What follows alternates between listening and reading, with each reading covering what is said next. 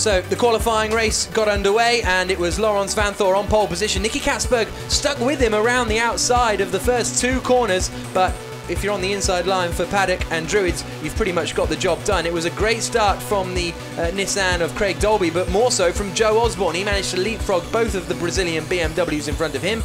That was the rear view from the Rinaldi Ferrari that would later end up heading off into the gravel, but from the moment Vanthoor managed to hold the lead, he immediately was starting to disappear, Bruce. Yeah, Nicky Katzberg managed to give chase, very bold as he was around the opening few corners, but it was the action all the way down the field, and I think we have a hit that might be coming up on the rear-facing camera on the Ferrari. Oh, and there it is!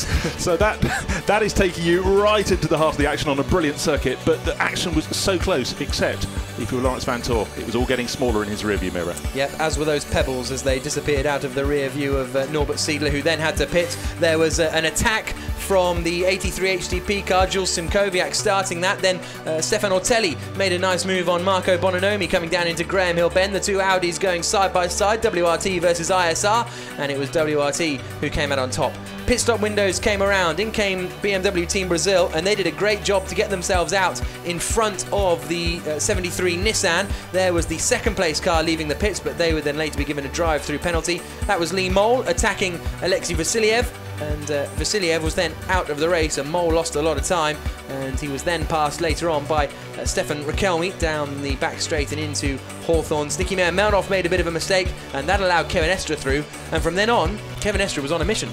He was the hare. He wasn't chasing tortoises, but he was getting closer and closer. And that battle for 2nd place had 6 cars in it, yeah. And he was right on the tail. You felt 2 or 3 more laps, he'd have picked off 1 or 2. This was a little bit rude from Stefan Rakelmi, knocking Olivier Lombard into a spin. The 83 HTP car still managed to go on to win the Silver Cup, despite losing a couple of seconds there. Sean Walkinshaw was attacking towards the end of the race, but outside line at the right-hander of Hawthorne's is always tricky to do, but no one could stop Laurens Vanthoor and Robin Freitz taking victory in the qualifying race here in Brands Hatch. We'll be back on air live from 3 p.m. for the main race, which gets underway at 3:20.